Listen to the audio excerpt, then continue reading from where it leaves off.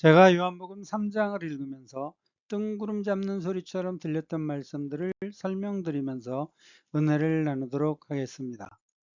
요한복음 3장에서 뜬구름 잡는 소리처럼 들렸던 말씀들은 3절에 거듭, 6절에 육으로 난 것은 육이요, 성령으로 난 것은 영이니, 그리고 8절에 성령으로 난 사람 등입니다. 그리고 요한복음 3장에는 제가 별 의미 없다고 무시했던 단어가 있었습니다. 9절과 10절에서 언급된 이러한 일입니다. 니고데모가 대답하여 가로되 어찌 이러한 일이 있을 수 있나이까라며 예수님의 말씀을 부정하자. 10절에서 예수께서 가라사대 너는 이스라엘의 선생으로서 이러한 일을 알지 못하느냐 라며 꾸짖으십니다. 도대체 이러한 일이 무엇이길래 알지 못하는 니고데모를 꾸짖었을까요?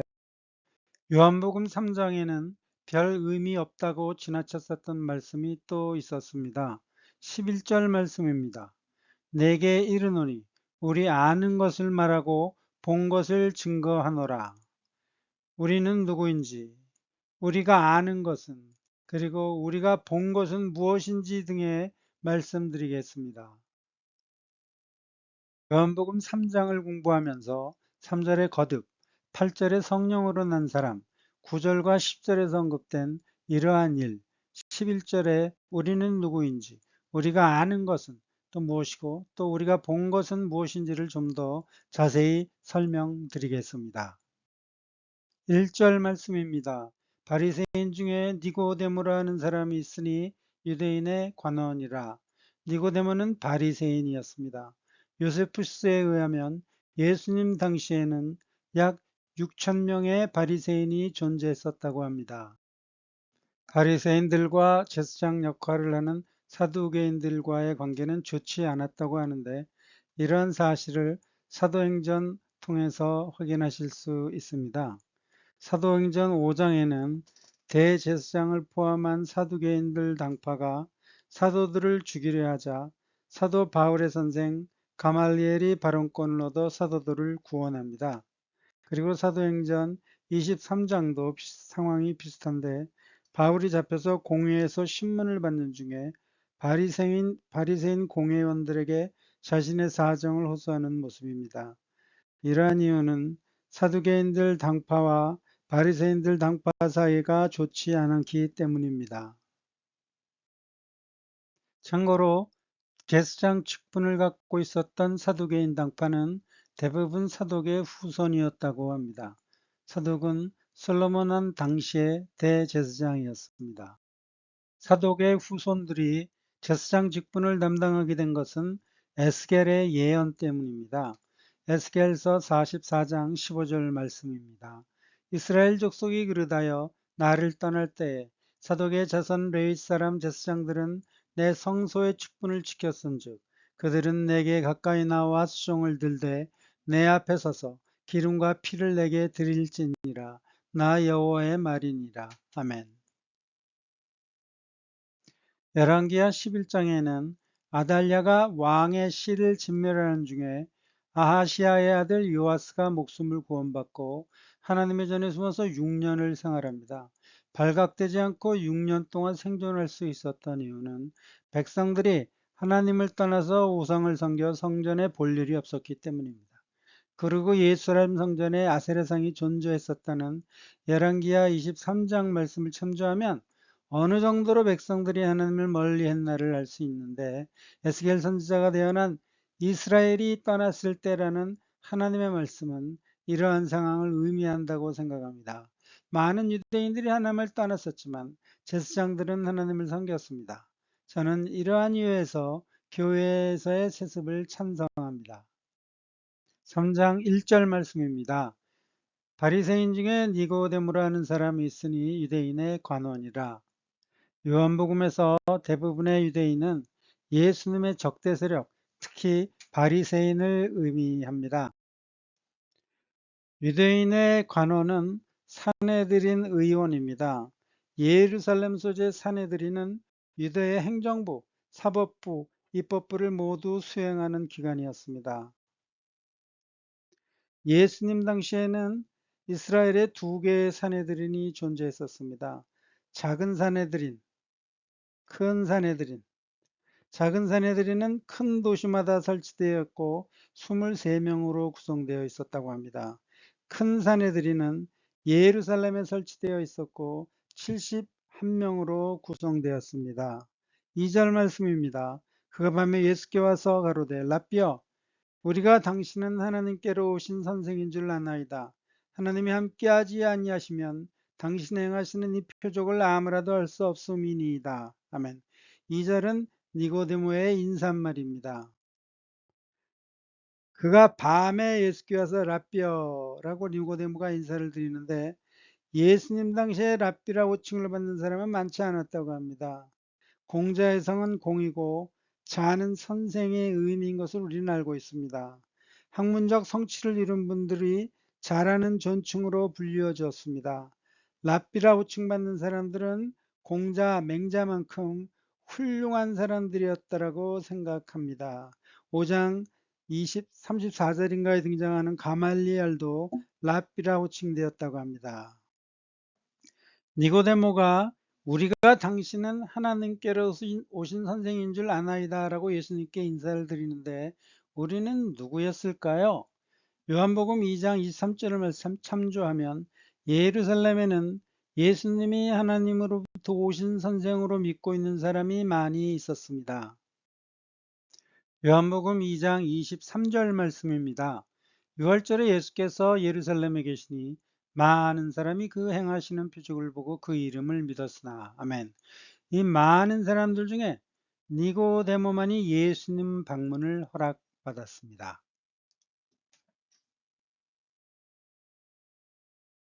니고데모는 예수님께 하나님께로 오신 선생 그리고 하나님이 함께 하시는 분이라는 인사를 드렸습니다.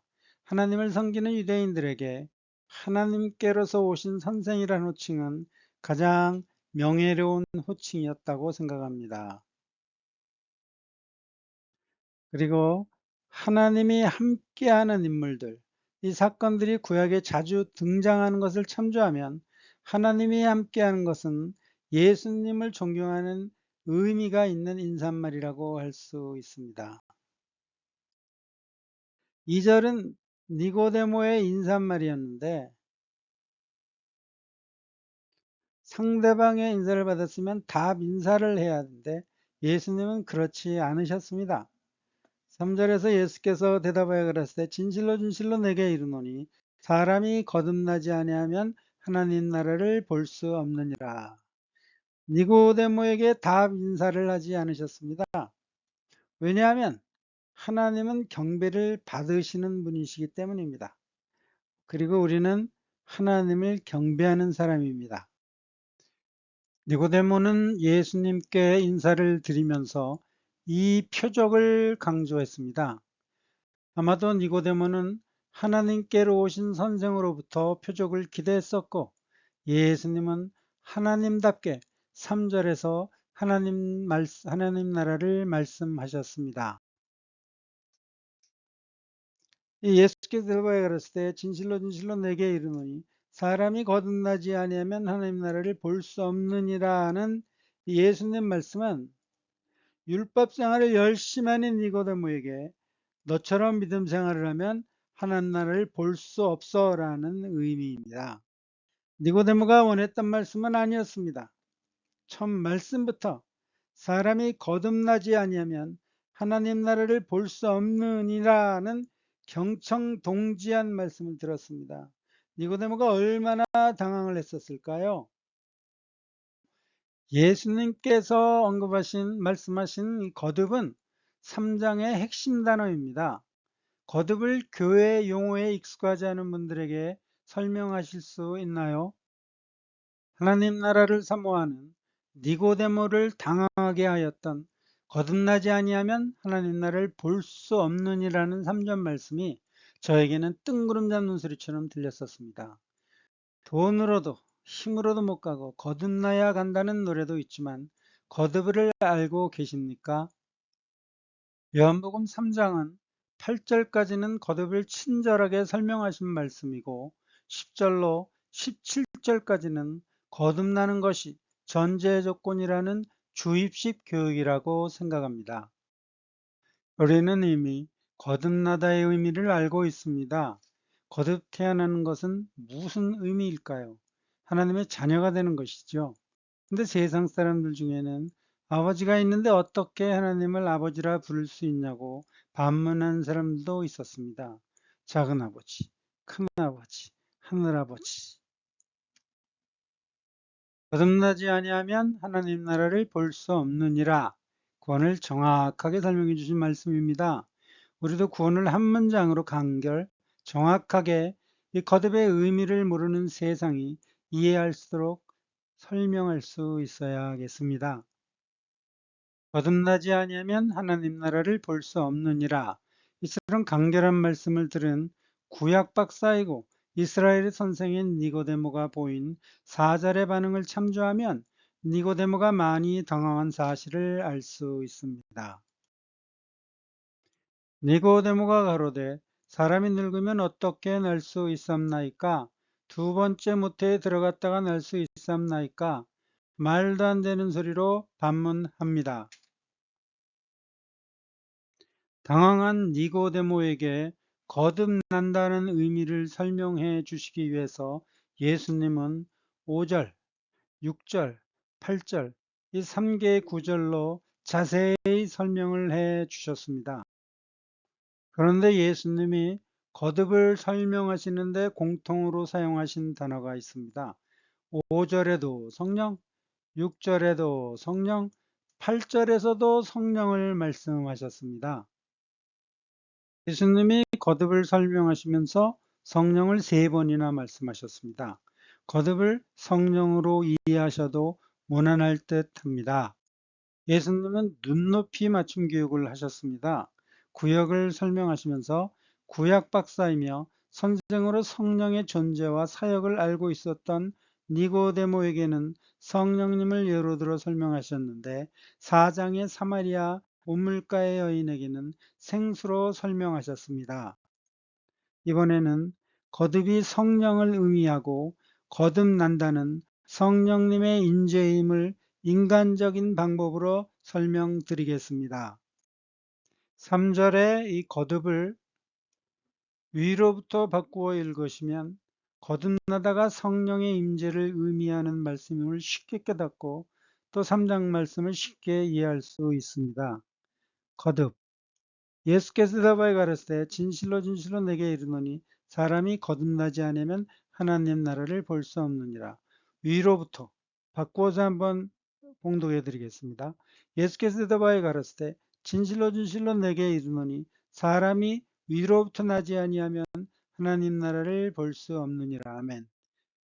구약 박사 니고데모는 3절에서 예수님이 거듭을 말씀하실 때 성령님을 생각해야 했었지만 하나님 나라를 보는데 거듭나야 한다는 조건 때문에 많이 당황을 해서 생각을 하지 못한 듯합니다. 구약 박사 니고데모는 성령님이 위로부터 오심을 알고 있었습니다. 이사야서 32장 15절 말씀입니다. 필경은 위에서부터 성신을 우리에게 부어주시리니 광야가 아름다운 밭이 되며 아름다운 밭을 삼림으로 여기게 되리라. 아멘. 또 참고로 요한복음의 성령님도 위로부터 내려오십니다. 또 예수님도 위로부터 내려오셨음을 강조한 사실로 미루어 보아 유대인들에게도 하늘은 신과 관련이 있는 듯합니다. 그런데 거듭을 위로부터 바꾸어서 읽어도 될까요? 됩니다. 위로부터가 더 원문에 가까운 번역입니다.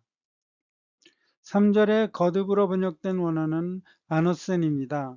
신약의 헬라 단어를 설명하는 이 빈센트 월드 스터디에 의하면 아노센에는 3가지 해석이 있다고 합니다. 첫째는 위에서부터 혹은 위에서, 두 번째는 처음부터, 세 번째는 다시 혹은 새로입니다.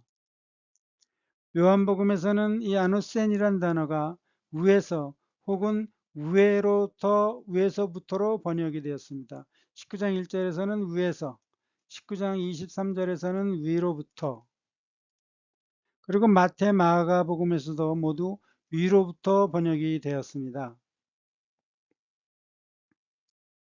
갈라디아서 4장 9절에서만 다시의 의미로 사용되었습니다. 갈라디아서 4장 9절 말씀입니다. 이제는 너희가 하나님을 알 뿐더러 하나님의 아신 바 되었거늘 어찌하여 다시 약하고 천한 초등 학문으로 돌아가서 다시 저에게 종노릇하려 하느냐. 아멘.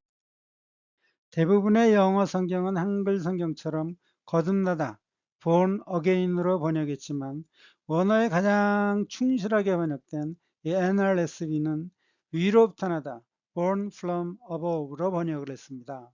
Jesus answered him, very truly I tell you, no one can see the kingdom of God without being born from above.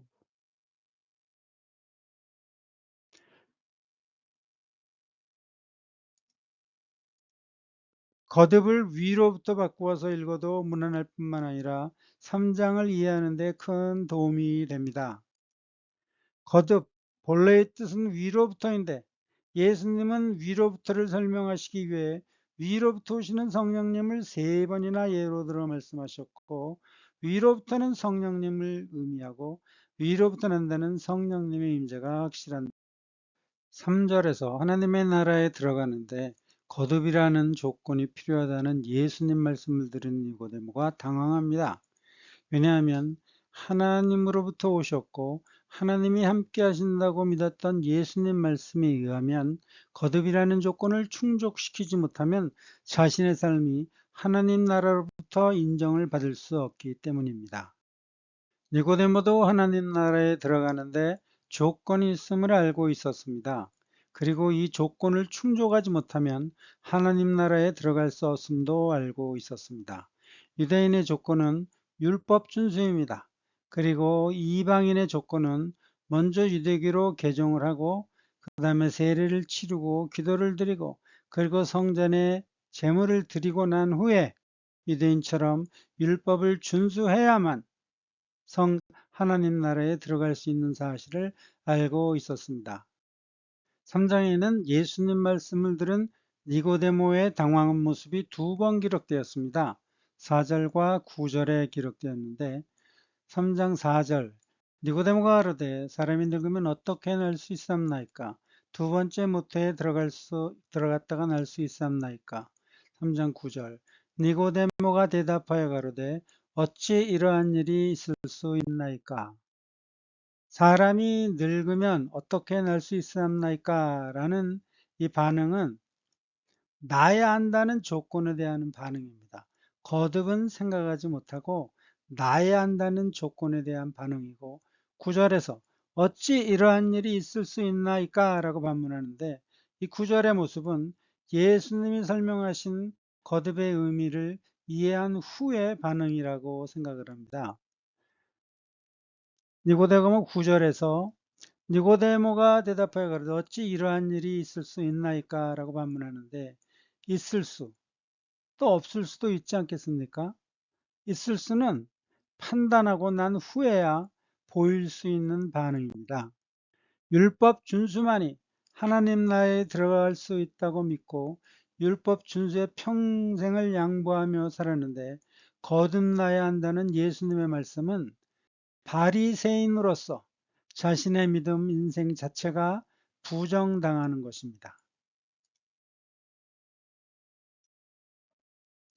어쩌면 예수님은 구원에 대한 유대인의 특권을 부정하는 의미에서 하나님이 세상을 이처럼 사랑하사 독생자를 주셨으니 이는 저를 믿는 자마다 멸망치 않고 영생을 얻게 하려 하심이니라. 아멘.